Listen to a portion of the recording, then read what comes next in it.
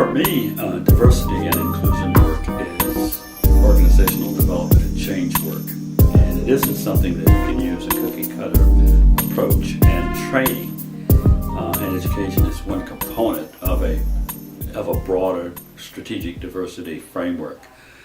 My approach is, first of all, involving discussions with the leadership of the organization to try and discern, what they're trying to accomplish, and to try to discern how that fits with their organizational mission, their business strategies, and so forth. And so part of what I try to do is do an assessment of the current state in the organization. How much have they done in diversity work?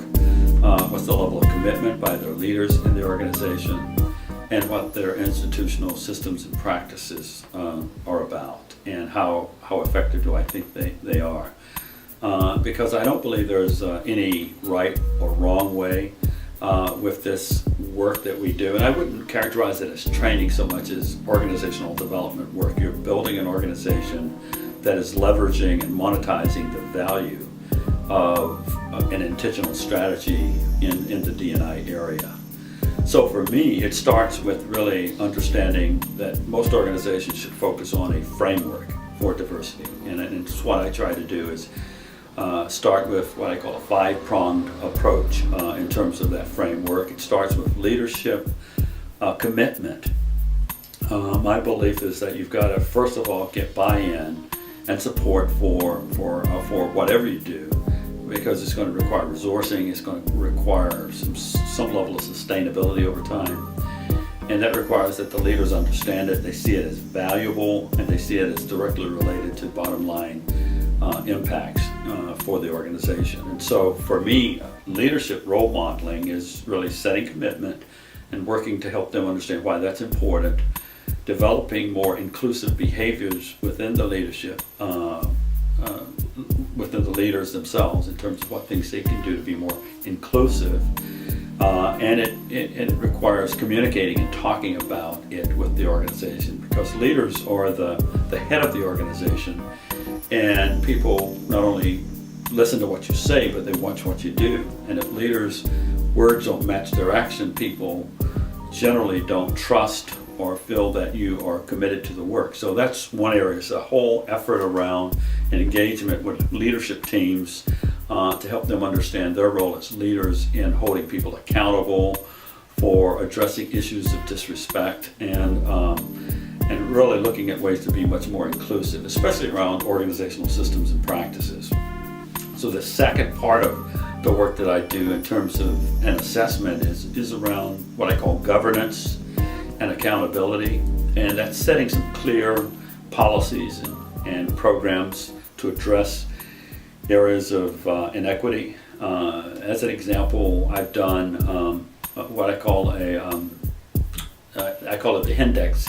It's a look at organizational systems to see where there's disparate impact or disparate treatment, or where people have not really thought about that system, whether it's your recruiting system, your development system, your compensation system, and your objective there is to create a much more inclusive set of practices that doesn't disadvantage or advantage a particular segment of the population in the organization.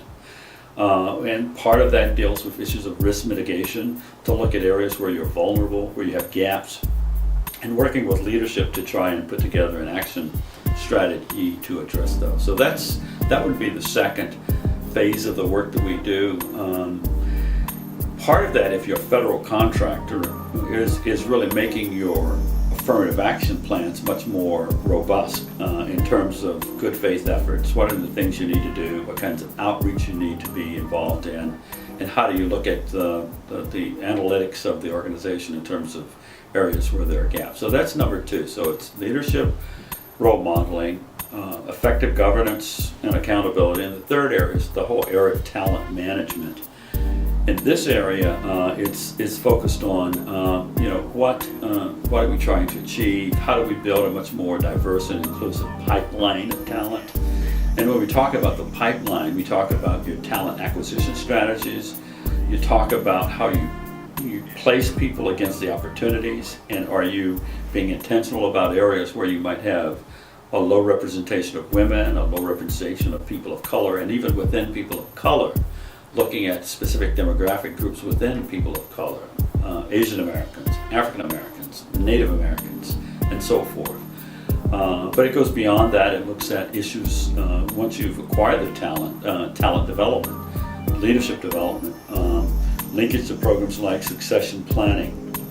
Also looking at things like aligning workforce planning efforts with business strategies and so forth, and really building a much more integrated approach, if you will, to talent that uses as one lens the diversity of that talent pool. And so there are a lot of practices and strategies that we look at to see, where there may be gaps, and really help organizations understand some options and some actions they can take to mitigate those. The fourth area is what I call climate and culture. And oftentimes that's where you find training and development, because what you're doing there is looking at ways to engage and involve the organization in helping shape a more inclusive organization. And so that's where you find many organizations developing employee resource groups that are chartered, that have senior level sponsors in the organization, that have budgets, and that have an action plan and a calendar of events that go beyond parties and potlucks, but really look at how can the group be much more effective in helping the organization be more supportive of its customers, the communities, and so forth. So issues around volunteerism, issues around mentoring, programs that support the development of internal leaders that are more diverse, and so forth. So it's all around those, and the employee resource groups and diversity councils or areas like that. We oftentimes will have training there to really address culture issues, and typically what you would do there is look at things like employee surveys to understand levels of satisfaction and engagement, and you tease that out by demographic groups to see which groups feel satisfied with their experience with the organization as a place to work, and those that don't. And then working with teams and their leaders to understand what actions they might take to improve those conditions or close those gaps. So that is part of that whole engagement process. And again, the employee resource groups really are effective at helping to provide feedback on those areas. Other areas in the talent, in the culture and climate area are issues like the climate itself but really helping employees feel like they're a valued part of it, looking at how you go about providing opportunities for people to provide feedback and to participate in a variety of organizational processes and systems.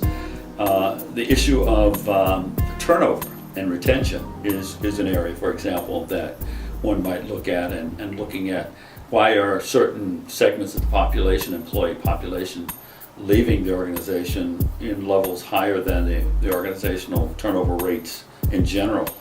And those help to really help you to zone in and focus in on aspects of the culture and climate that could be important. And that's where a lot of organizations today are focusing on things like microaggressions, harassment prevention, implicit bias, training and education, but it's all framed at helping to create a more respectful climate and culture in the organization. And some organizations go so far as to require mandatory training for all employees in that area.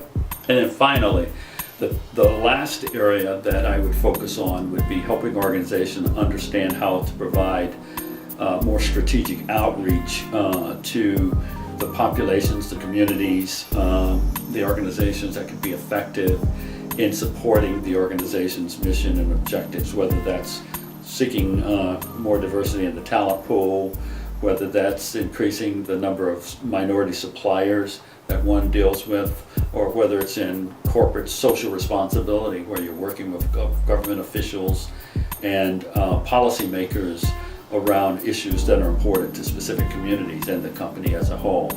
So that's an overall framework that I use to kind of gauge the level and type of intervention that might be required, because oftentimes people jump directly to training. The best solutions are those that are generated from the employees and the leadership within. And what I try to do is help to facilitate a conversation with leaders and employees around where they see the greatest gaps. And I look at ways to help them kind of come to terms with what might be the best way to resolve that issue, whether it's more training for leaders, whether it's to shore up some inefficient processes and practices in the organization, or whether it's being more transparent in